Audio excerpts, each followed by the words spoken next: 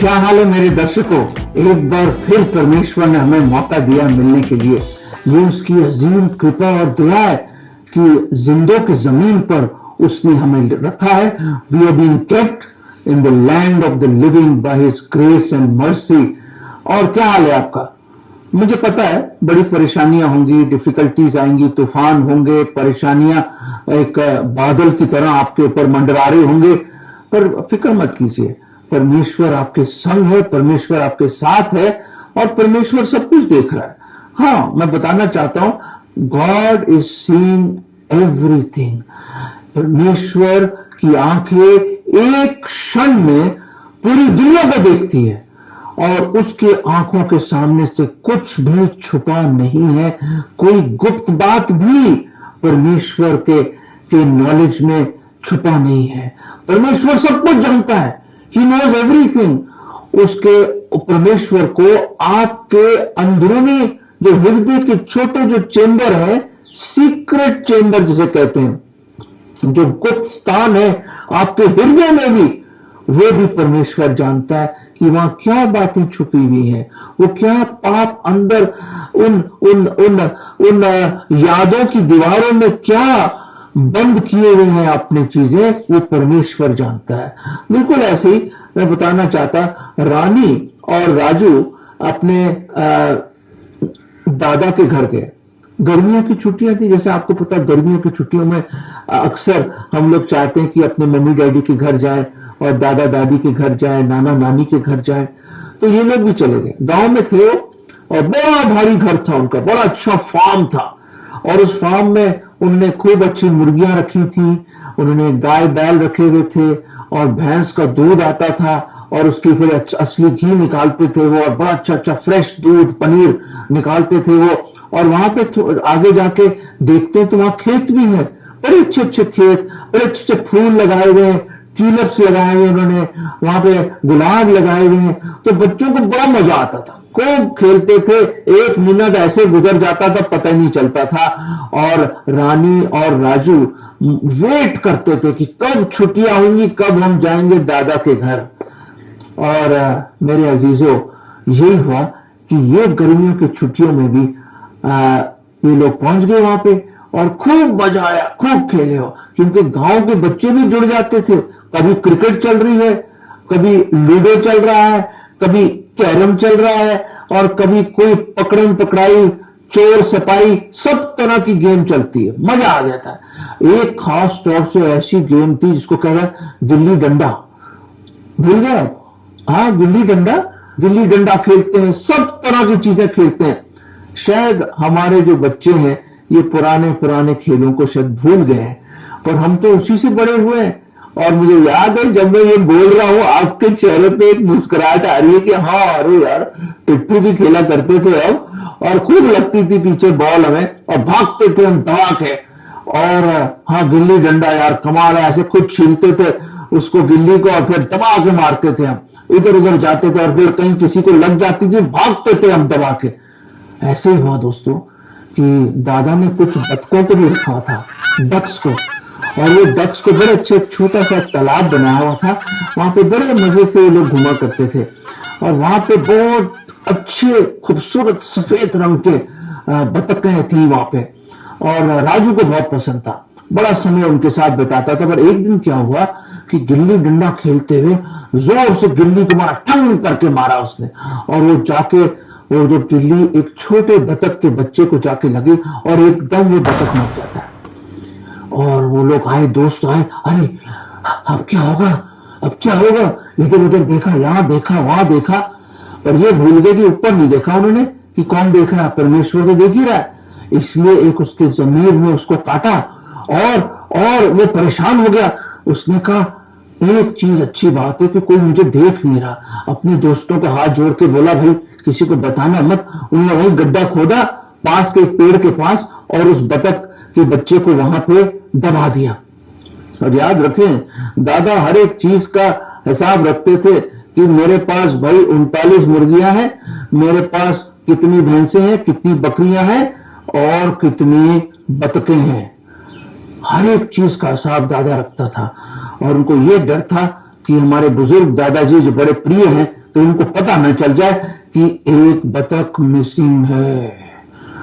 कभी आपके साथ हुआ है ऐसा कि कुछ गलत हो गया आपके साथ और आप चुपचाप उसको कारपेट के नीचे छुपा रहे हैं, या किसी अलमारी के किसी ड्रॉर के बिल्कुल आखिर में आपने वो चीज छुपा दी है, या अपने दिल के उस गुप्त चेंबर में आपने ये बात, ये पाप छुपा दिया है। मुझे मालूम नहीं, पर कई चीजें मेरे अजीजों, मेरे दोस्तों, खासतौर से नौजवान और बच्चों, कई चीजें जो हम करते हैं, हम गलत जो करते हैं उनको छुपा देते हैं।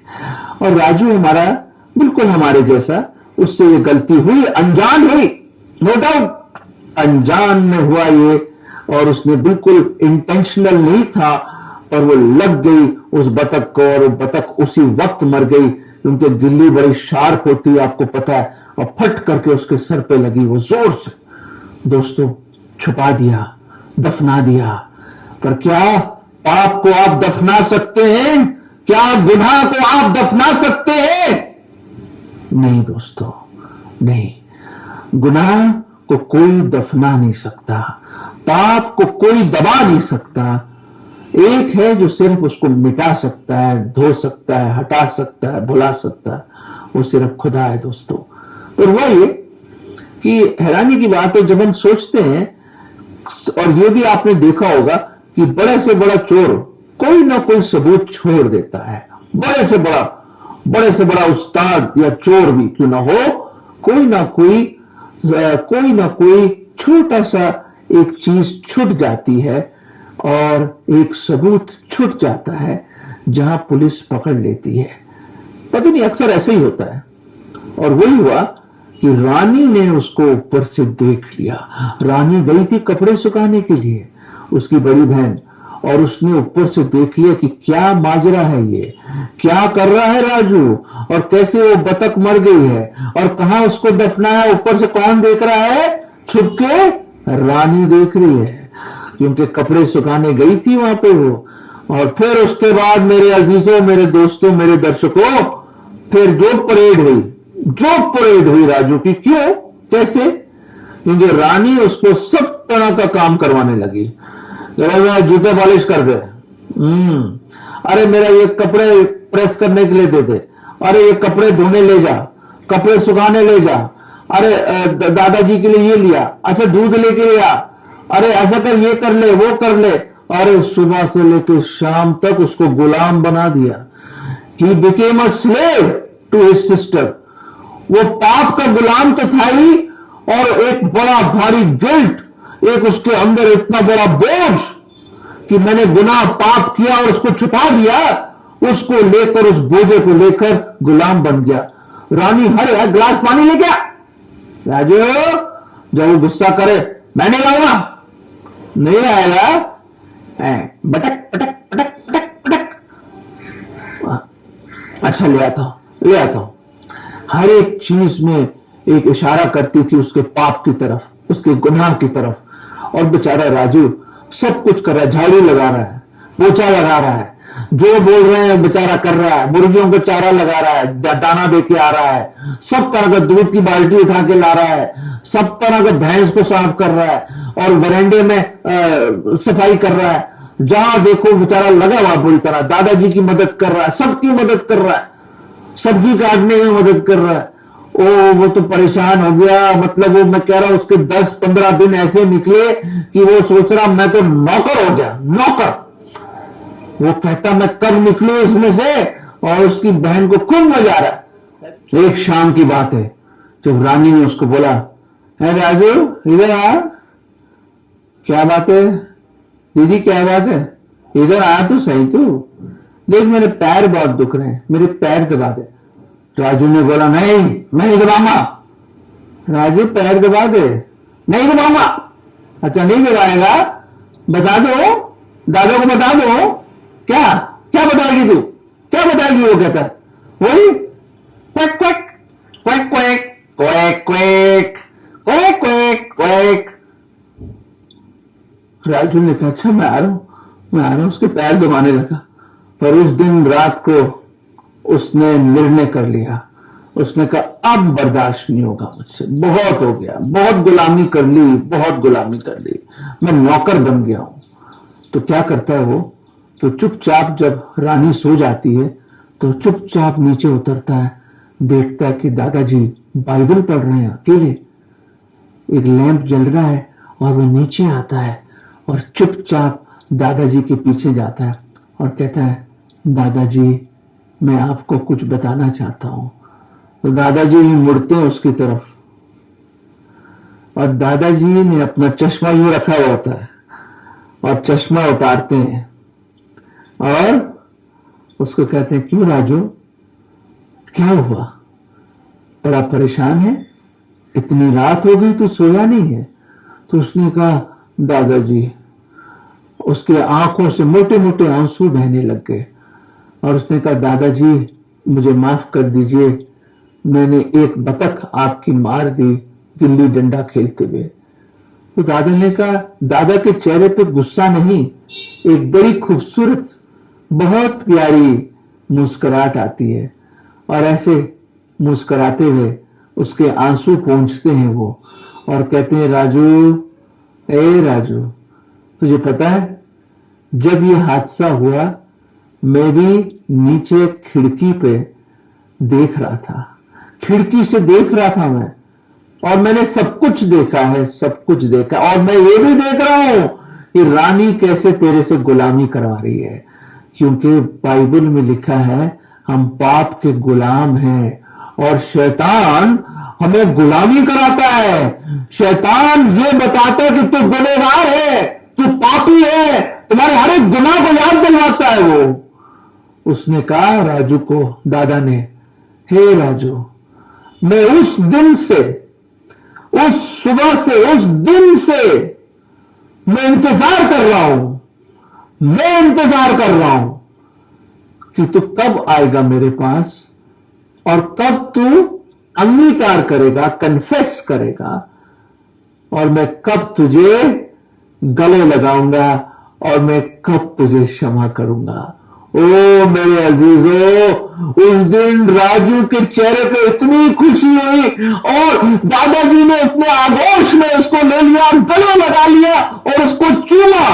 उसने कहा राजू मत डर, मत डर, मत गुलामी कर, तू पहले क्यों नहीं आया मेरे पास, मैंने तो सब कुछ देखा है, मुझे पता है कौन मरा है, मुझे पता है तुम्हें कहां दफनाया है, मुझे पता है तू रानी तुझे सब काम करवा रही है और तू कर रहा है, और तुझे सिर्फ मेरे पास आना था, सिर्फ अंगीकार करना था और सिर्फ मुझसे क्षमा मांगनी थी।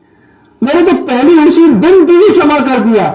मैं जानता हूं तूने जान के ये नहीं किया, मुझे मालूम है राजू, मुझे मालूम है तू मुझसे बहुत प्यार करता है और मैं भी तुझे बहुत ज्यादा प्यार करता हूं।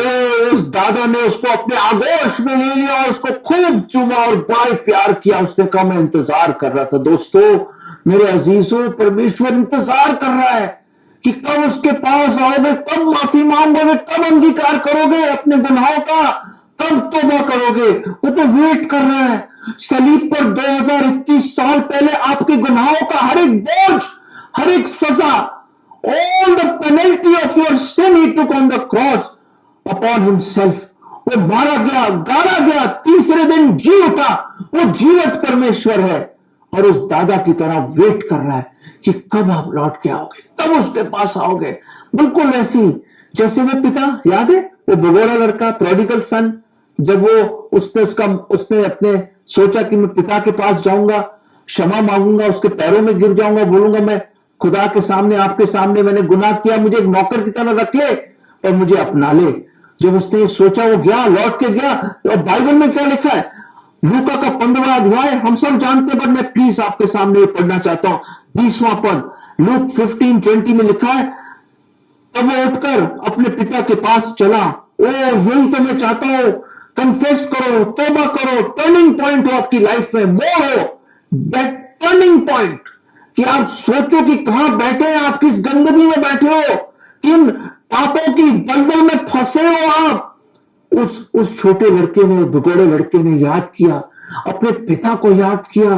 वो जैसे राजू ने अपने दादा को याद किया कि मैं जाता हूं दादा के पास, बहुत हो गया, अरे दोस्तों बहुत हो गया, 80 साल, 30 साल, 40 साल, 50 साल, कब तक आप छुपाएंगे, कब तक दफनाएंगे, और कब तक आप अपने इस गुनाहों के बोझ में दबते रहोगे।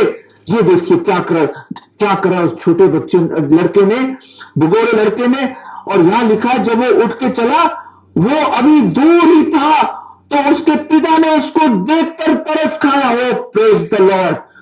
जब वो दूर ही था, हम दूर निकल गए, भेड़ों की नाई दूर हो गए। खुदा के कलाम में लिखा भटक गए हम लोग, हम बहुत दूर हो गए उससे, बहुत दूर। शायद आज कोई मेरी आवाज सुन रहा है, वो खुदा की आवाज आप सुनिए कि वो कह रहा है अगर हम बहुत दूर भी क्यों ना जाए, फिर भी वो हमें देख रहा है, फिर भी अपने स्वर्गीय झरोकों से हमें देख रहा है, हमारे हृदयों को जानता है, वो टटोलता है हमारे हृदयों को और हम पे तरस खाता है, हमें मोहब्बत करता है, प्यार करता है, और उस मोहब्बत भरी आंखों से हमें देख रहा है कि कब हम लौट कर आएंगे।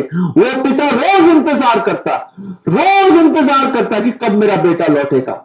और जब उसने दूर ही देखा, उसने देखा, देखने का मतलब वो वेट कर रहा था, वेट, बड़ी शिद्दत से इंतजार कर रहा था, वो बड़ी लालसा से इंतजार कर रहा था कब लौट के आएगा, वो कब लौट के आएगा, कब लौट के आएगा। आज भी परमेश्वर वेट कर रहा है कि आप कब लौट कर आए, कब आए उसके हुजूरी में, कब आप अंगीकार करें, कब बोले उसके चरणों में गिर के उस भुगोड़े लड़के की तरह, ओ मैंने आप खुदा और आपके सामने गुनाह किया। क्या बोलना चाहोगे आप? और फिर देखो क्या हुआ, फिर देखो क्या हुआ, उस पर तरस खाया, वो दौड़ा, वो बूढ़ा बुजुर्ग पिता दौड़ा और उसको गले लगा लिया और बहुत चूमा। ही स्मॉलर्ड हिम विद किसेस, उसको अपने आगोश में ले लिया, जैसे दादा ने राजू को अपने आगोश में ले लिया। ओ मेरे अजीजों, वो खुदा प्रेमी परमेश्वर है, वो दयालु परमेश्वर है, वो सच्चा खुदा है। वो चाहता कि आप लौट कर आए उसके पास, एक नजर तो मोड़ लो, लौट जाइए। कोई पुकार रहा है तुम्हें, सलीब, आपको सलीब से कोई पुकार रहा है, वो हमारा मसीहा है। उसने कहा है पिता इनको क्षमा कर, वो नहीं जानते वो क्या करते, और वो हमारे लिए मारा गया, अपना लहू बहाया, उसको दफन कर दिया जैसे मैंने बताया, पर तीसरे दिन जिंदा हुआ। और एक और आयत मैं आपके सामने लाना चाहता हूं, बहुत खूबसूरत आयत है।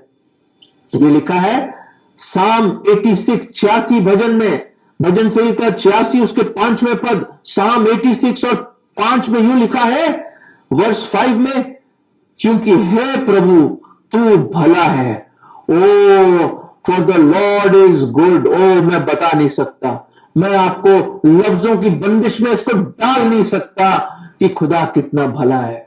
हम कितने बुरे हैं, हम कितने पापी हैं, हम कितने गिरे हुए हैं, हम बाइबल में लिखा सर से लेके पांव तक हम नासूर हैं, इतने फोड़ों की तरह जो जिसमें जो पीक निकल रही, ऐसे हमारी जिंदगी है। हमें कोई अच्छाई नहीं है, हमें हमें हमें हमें कोई धार्मिकता नहीं है। There is no one righteous, no not one. फिर भी वो स्वर्गीय पिता, वो परमेश्वर, वो हमारा प्रिय प्रभु यीशु मसीह, फिर भी हम जैसे बदशक्ल बदचलन गिरे हुए गुनहगारों से मोहब्बत करता है और इंतजार करता है, माफ करने के लिए रेडी है, माफ कर। वो बहुत भला है, वो चख के देखो वो कितना भला है, विश्वास करके तो देखो कितना भला है, वो बहुत प्रेमी है। आगे देखते हैं, और क्षमा करने के लिए हरदम तैयार है। He is ready to forgive. अंग्रेजी के बाइबल में लिखा है, इंग्लिश बाइबल में, he is good and ready to forgive. वो हर दम तैयार है। आप किसी भी पहर में उसको फोन कर लो या उसको पुकारो, सुबह, दोपहर, शाम, आधी रात, कभी भी बिस्तर के ऊपर, ऑफिस में, स्कूल में, कॉलेज में, किचन में, बाथरूम में, या मेट्रो ट्रेन में, हवाई जहाज में, कहीं पे भी आप क्यों ना हो, अकेले हो या बड़ी भीड़ में हो, कहीं पे भी हो, उसकी ओर पुकारो। वो रेडी है, वेट कर रहा है उस दादा की तरह कि कब हम लौट के आएंगे, कब वो हमें बताएगा कि मैंने क्षमा कर दिया भाई, आपको सलीब पे क्षमा कर दिया, मैं तो वेट करो कब लौट के आओगे। He is ready to forgive, ever ready to forgive। आइए तो सही उसके पास। वो वेट कर रहे हैं। वो दादा ने यही तो बोला राजू को, मैं तो उस फर्स्ट डे से वेट कर रहा हूं, तो कब आएगा मेरे पास, जब से तेरे से गलती हुई, कब आएगा तू। फिर आगे हम देखते हैं और लिखा है, और यहाँ पे लिखा है, और जितने मुझे पुकारते हैं उन सबों के लिए तू अति करुणामय है। ओ करुणा से भरा हुआ हमारा परमेश्वर है, जो भी उसको पुकारता है। अति, ही इज एक्सीडिंग मतलब उसकी कोई लिमिट नहीं, उसकी करुणा की, उसकी दया गुडनेस की कोई लिमिट नहीं है, कोई लिमिट नहीं। वो आ जाए उस सैलाब में, उसकी मोहब्बत और प्रेम और शांति और अनुग्रह की सैलाब में डूब जाओ। आज आ जाओ, आ जाओ, पश्चाताप की एक छोटी नाव लेके, चप्पू चला के आ जाओ उसकी हजूरी में, उस सैलाब में आ जाओ। वो बह जाओगे उसके प्यार में, उसकी मोहब्बत में। दोस्तों, वो वेट कर रहा है। प्लीज पुकारो उसकी ओर। वो बहुत भला है। He is very good, he is very good, और he is ready to forgive. वो हर दम, हर वक्त, हर क्षण, हर दिल की धड़कन से के साथ वो इंतजार कर रहा है कि आ जाओ उसके पास, वो माफ करेगा। यही बोलना है आपको, हे पिता, हे प्रभु यीशु, मैं आता हूं तेरे पास। Just as I am I come to you Lord. जैसा मैं हूं मैं तेरे पास आता हूं। हर गुनाह को लेके अंगीकार करता हूं, प्रभु मैं पापी हूं, गुनहगार हूं, मुझे माफ कर दो।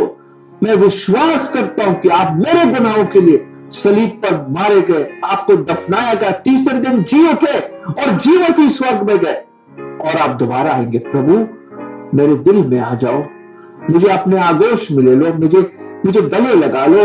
मैं वो बेहोरा हूं प्रभु, मुझे उठा लीजिए प्रभु, और मेरे दिल में आ जाओ। आज से मैं आपको अपना उद्धार करता, प्रभु मुक्तिदाता करके ग्रहण करता हूं। प्रभु जी मुझे बचा लो। ये विश्वास की प्रार्थना मैं प्रभु यीशु मसीह के नाम में मांगता हूं, आमीन। दोस्तों, अगर ये प्रार्थना आपने करी है तो एहसास करो कि आज वो स्वर्गीय पिता हमारे प्रभु यीशु मसीह ने आपको गले लगा लिया है, और वो आपको चूम रहा है, और आप उसके फैमिली और उसके राज्य में शामिल हो गए। Hallelujah, praise the Lord.